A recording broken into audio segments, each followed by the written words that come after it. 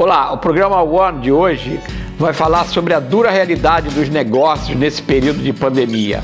Se você é um empreendedor ou conhece algum empreendedor, fique conosco porque nós vamos falar sobre os problemas que estão acontecendo, que podem acontecer e como a gente pode sair dessa crise mais forte, com mais condições de sobrevivência do que estávamos até pouco tempo atrás.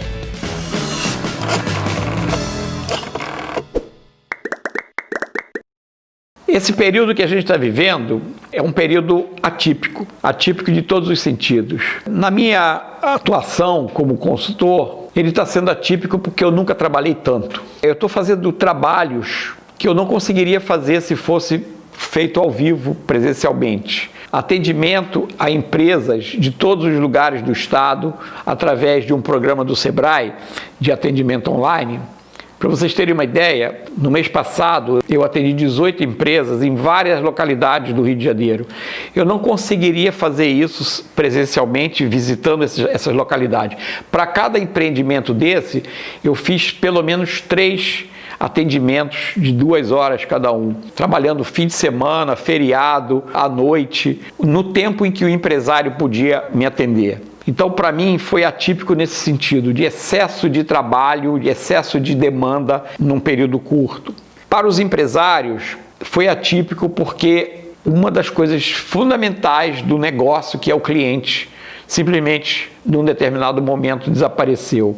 Ou não pôde ir mais no estabelecimento. Teve que passar a se entender com o estabelecimento de uma forma remota. E muitos deles não estavam preparados para isso. Nitidamente a gente vê ao longo desse trabalho que eu tenho feito de consultoria que eu posso dividir as empresas em 2 grupos. As que têm condições de se adaptar, de sobreviver, e as que não têm condições, as que simplesmente não vão ter condições de se adaptar, de se reinventar e de se ressignificar para voltar ao mercado de uma forma sustentável. Esse divisor de águas, ele se dá por uma questão muito simples. As empresas não estavam preparadas, a maioria delas não estava preparada para uma situação de emergência, uma situação onde a gente trabalha muito isso no planejamento. E se acontecer isso? O e se é que é o fundamental. Se você tem cliente que vem na sua loja, que compra o seu produto ou seu serviço, é uma coisa. E se ele não puder vir? E se o cliente simplesmente ficar impedido de chegar a você? Como você resolve?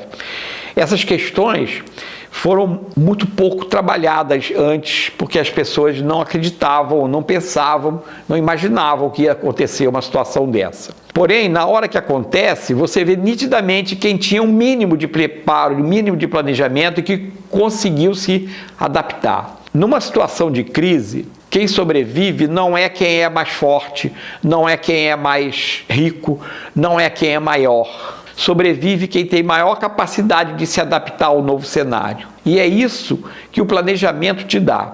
Então, muitas coisas que não foram planejadas, que não foram sequer pensadas, aconteceram. Mas algumas empresas pensaram nisso e tinham já algum tipo de plano B para atender isso. Uma vez eu fiz uma oficina de inovação para panificadores e eu coloquei para eles um desafio. Imagine que tem uma crise no mercado e não tem farinha de trigo. Como é que vocês vão trabalhar o seu negócio? Para surpresa minha, um dos panificadores que estava lá trouxe uma solução, que era fazer pão com legumes. Ele transformava os legumes em farinha, em farelo e fazia pães, bolos com legumes, substituindo a farinha de trigo. Ou seja, ele foi capaz de se adaptar à nova situação. Outros ficaram sem saber o que fazer. Alguns não tiveram nem saída, nem reação.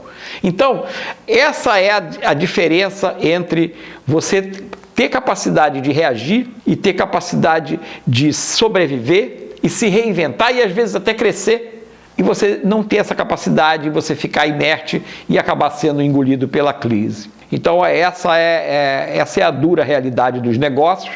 Isso faz parte do planejamento. Você ter um plano B, você prever situações de crise, prever crises e prever como sair das crises ou como se sustentar durante a crise. Também isso, muita gente não tinha um colchão de reserva financeira para aguentar muito tempo sem o faturamento. Tudo isso está dentro de uma questão chamada planejamento. Uma das coisas boas da crise é que ela nos deixa lições. É bem verdade que pouquíssimas empresas se prepararam para essa crise. Isso aconteceu e pegou todas elas. A crise foi democrática, ela não escolheu, ela pegou todo mundo. E nós temos que aprender com essas lições. Se você aprendeu alguma coisa com essas lições, compartilhe.